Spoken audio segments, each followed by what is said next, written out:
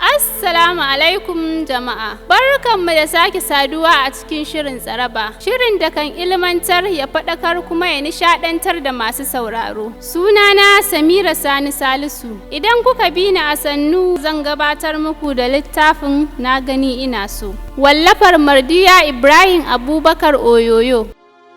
Nan na warware mata bakin zaren, sai dai ban yarda na sako maganar AQ ba. Momi ce ta ce, lalle kin ballo ruwa, to wa za ki zaɓa ki bari a cikinsu? Kin dai san yaron nan kuna son juna, kuma ya riga ya sanar da mu maganar ku tuntuni, amma yanzu kin zo kina saka shashanci a al'amarin, ko auren su zaki gaba ɗaya. Na ce kai Momi, AQ fa baya so na. A nan ne muka tsaya, kuma yanzu za mu ci gaba. Ni dai yaya nake so, shi zan aura. Dama bari na yin ɗan huta sai in sanar da ku. Tunda ake hiran nan, Alhaji bai sa baki ba. Sai yanzu ya ce, haƙiƙa yadda kika siffanta yaron nan Abubakar da yadda mutane ke yabansa da labarinsa da kika bayar, in har gaskiya ne to ya cancanci ki aure shi. Sai dai akwai wata matsala guda ɗaya. Sai ya miƙo min wasiƙar da baba ya bayar kafin ya rasu. Kafin gama karantawa, hawaye ya wanke min fuska. Sai na ce shikenan Alhaji, zan sanar da shi komai. Na san zai fahimce ni, kuma na ji daɗin yadda ba ku kyamace shi ba, duk da irin abin da iyayensa suka yi mana. Allah ya zaɓa mana abin da ya fi alkhairi. Suka amsa da amin baki ɗayansu. Sai Momi ta ce, ni tambayar da nake miki akan yaron nan AQ, me ra'ayinki a kansa? Na ce idan da gaske yake abin ya dame shi to zai yi magana. Ta ce shikenan, Allah ya zaba abin da ya fi alkhairi. Yayin da na kwanta sai bacci ya gagare ni, wani abu ya tokare min a zuciya. Shi bai fito ba, shi bai wuce ba. Anya zan ji daɗi kuwa? Zan yi aure kuwa? Waye mijin? Zan so shi kamar AQ kuwa? Anya shi ma ba zai bar ni kamar yadda AQ ya bar ni ba? Na kasa daurewa, sai na kira lambar yaya. Hello yaya? Ya ce hello kanwata, baki kwanta ba ne? Na ce na kwanta mana. Na ji baka kira ni ba, shine na ce bari in kira ka. Ya ce ki yi haƙuri, na halarci wata islamiyya ne da aka buɗe yau ta yara 'yan shekara 4 zuwa sama. Za su dinga hadda alƙur'ani a saboda Lahadi. Ina ma a ce mun yi aure, da yaran mu ma a can za mu saka su. Sai na ce lallai ba tsara, an samu ci gaba sosai, Allah ya taimaka. Sannan na ƙara da cewa dan uwa akwai labari, sai dai gobe idan ka zo sai in faɗa maka. Ya ce Allah dai ya sa zancen auren mu ne, sai dai na zo ɗin. Allah ya tashe mu lafiya. Anya ban yi asarar miji ba idan na yi rashin yaya, mutum mai ƙaunar addini. Ina zulumin rashin masoya guda biyu da na yi. Na rasa abin da ke min daɗi. Idan na hau gado in ji ba daɗi, idan na ɗora kaina akan fulo sai in ji kamar na ɗora shi akan dutse ne. Can na ji jikina ya fara zafi. Hakan ya tabbatar min da cewa zazzaɓi ne. Haka na kwanta har garin Allah ya waye. Washe gari da hantsi ya kira ni ta waya, ya ce in same shi a waje. Ina fita na ga dalleliyar motarsa CRB. Sai na yi murmushi, shi ma sai ya mayar min. Na ƙarasa gurinsa, ne masa Allah ya sanya alkhairi, ya ce amin. Sannan ya dube ni ya ce, wayya na ganki haka ne, ko wani abin ne yake damunki? Na ce ɗan uwana, rayuwata tana juya ni baibai, yanzu haka zazzaɓi nake ji. Ya ce sannu, har kin sa hankalina ya tashi. Don Allah me yake damunki, me ke faruwa? Na ce abubuwa da dama. Na farko irin yadda sa'anti suke warware rayuwarmu tamkar ranwa. Sun raba ni da AQ, na haƙura na zaɓe ka. Jiya kuma ina dawowa na tarar da wasiyar baba, ya ce bai yarda in aure ka ba. Take yaya ya ce inna lillahi wa inna ilaihi raji'un. Na bani ni Abubakar, ya zan yi da raina? Me yasa baba ya yi haka?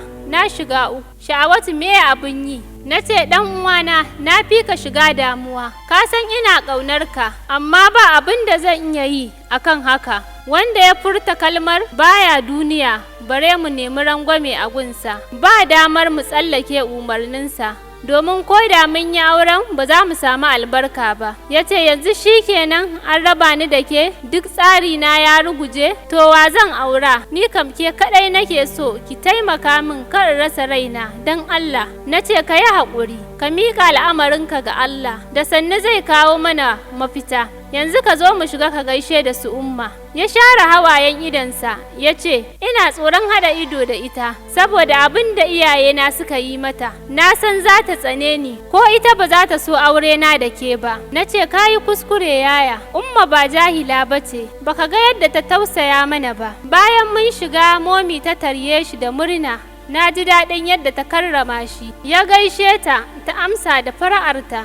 Ta ce, a'a, ya na ga ɗan nawa yana kuka. Ya ce, momi na, ai dole ne zan yi kuka. Kaɗan kika gani, nan gaba ma mutuwa zan yi tunda na rasa yarki. Ta ce, Aisha, bari faɗin wannan kalaman. A zuciyarmu kai da ita duk ɗaya ne. Sai muka ƙarasa ciki wajen Umma. Lokacin da muka shiga, Umma ta kewaya. Bayan ta fito, suka gaisa. Ta ce, Abubakar ya karatu, an gama duka ko? Ya ce, Umma karatu alhamdulillah, an kammala. Ta ce, amma ba a kawo mana ziyara? Ya ce, wallahi Umma ina son zuwa. Kunya nake ji saboda abin da ya faru baya. Dan Allah Umma ki yi haƙuri, ki yafe mana. Ta ce, Abubakar kenan, ka sa a ranka cewa zama bai taɓa haɗa ni da iyayenka ba. Ka ɗauka mun san juna ta dalilin sha'awatu. Laifin wani ai baya shafar wani. Baka yi min komai ba, don haka ka saki ranka. Abubakar daga yau gidan nan babu wanda ya maka iyaka da shi. Muna maraba da kai koyaushe. Bayan mun fita muna tare ni da yaya. Can sai yake ce mini, wallahi Beauty kin more iyaye, ki gode wa Allah da ya baki iyaye na gari. Ina jin a raina ina ma Umma ce ta haife ni abin da suka yi min kawai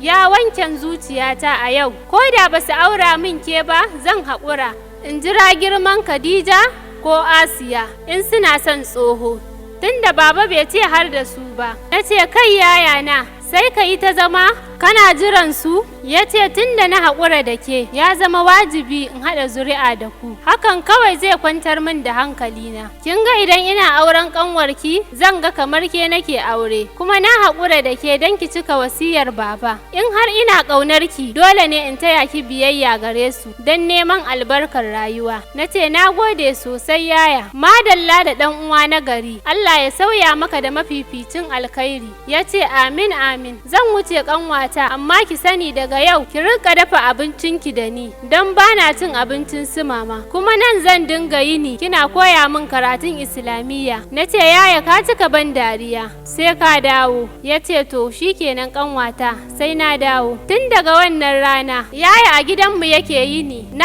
lura ya fi sakin jikinsa da Khadija, ita ma ta fi shakuwa da shi. Su Umma sun mayar da shi tamkar ɗansu, komai sai ta ce yaya. Hatta girki idan za a yi sai an tambaye shi me za a girka. Bayan watanni 5 da fara zuwan yaya gidanmu, ran nan kawai sai muka ji shi shiru har dare. Umma ta kira layinsa amma shiru baya shiga. Ni ma da ƙyar na same shi, hankalina ya tashi jin yana asibiti ba shi da lafiya. Baki ɗaya muka je duba shi, babban asibitin da ke cikin Batsari aka kai shi. Yadda na ga yanayinsa ya tsorata ni. Na ce, yaya dama baka da lafiya ne? Ya ce, ƙanwata ni kaina ban san bani da lafiya ba, amma likita ya ce zuciyata ce ta ɗan kumbura, amma tun da ina shan magani zan ji sauki. Na ce, yaya me kake tunani bayan ka san illar tunani haka? Ya ce, ki yi haƙuri ƙanwata, na san dole zan yi jinyar zuciyata akan rashin ki da ta yi. Na kasa jurewa, ina yawan tunaninki sosai.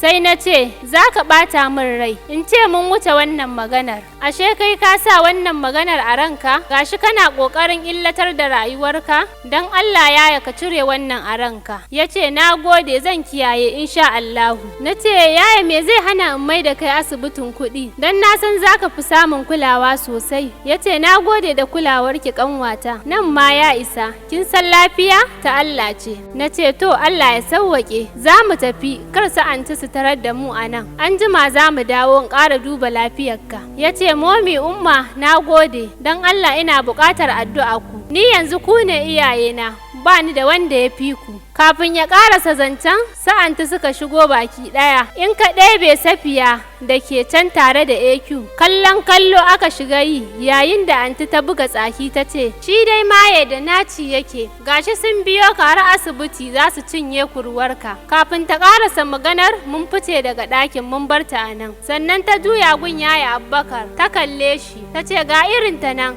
An ce ka rabu da ita, kaƙi, gashi nan suna neman sabautar da rayuwarka. Sai yaya ya ce, anti, ku ji tsoron Allah, rayuwar nan fa ƙanƙanuwa ce, ina za ku kai ta? Ku ji tsoron ranar da Allah zai tashi saka musu. Wanda kuke yin abin nan dan shi baya raye, amma har yanzu kuna faɗa akan gawa. Haba, wannan abin ya isa haka. Tsaki kawai Baba Sani ya yi, ya fice daga ɗakin. Murtala kuwa duk hanyar da yake tunanin bi don ganin ya hambare gwamnatin yaya don ya samu shiga a gurina, amma babu nasara. A wauta da jahilci irin nasa, ina ma a ce yaya zai mutu kar ciwonsa ya warke, ƙila ma in yadda in aure shi, ƙila ko ba na so za a yi min dole in aure shi. Wannan tunanin ya sa shi ya yanke shawarar da ya ga ita ce mafi alkhairi a gare shi. A cikin lemon ɓawon da ayaban da na kawo yaya, ya ɗauki guda ɗaya, ya ɗauko poison, ya samu sirinji ya zuƙo shi, ya tsira a jikin lemon, ya sa a gaban yaya. Bai san yaya yana kallon shi ba, saboda yana tunanin cewa bacci yake. Can bayan yaya ya farka, sai ya ce, yaya, ya kamata ka sha lemon sha'awatu da ta kawo maka.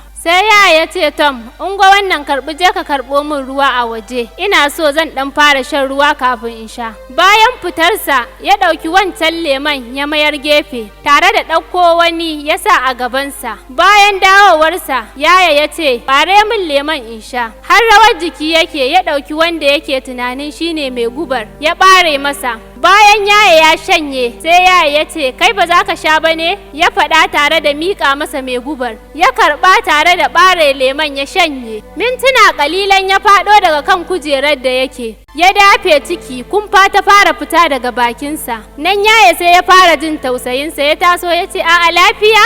Da ƙyar ya iya yin magana, ya ce, yaya, ka yi haƙuri. Dama 'yan magana sun ce, in za ka gina ramin mugunta, to ka gina daidai wuyanka. Wataƙila kai za ka iya faɗawa ciki. Na yi niyyar kashe ka ta hanyar zuba maka guba a lemon nan, ashe ni na sha mai gubar. Na so hallaka ka ɗan uwana saboda mace, gashi zan bar duniya tare da ɗumbin asarori. Daidai nan su Baba Sani suka shigo, suka ƙarasa wurin Murtala. Cikin ruɗani, kafin ma su yi wani abu, rai ya yi halinsa. Ya dube su ya ce, yau ga kaɗan daga irin sakamakon da Allah zai muku tun a nan duniya. Kun yi niyyar hallaka 'yar mutane, gashi ɗanku saboda santa ya bar duniya a wulaƙance cikin asara. Ta sanadiyarku rayuwarmu take cikin kunci. Duk inda muka nufa nuna mu ake saboda irin abubuwan da kuke aikatawa na son zuciya da kwaɗayin duniya. Kuma har yanzu ina kan bakana, ina santa. Ba zan daina ba har numfashina na ƙarshe a duniya.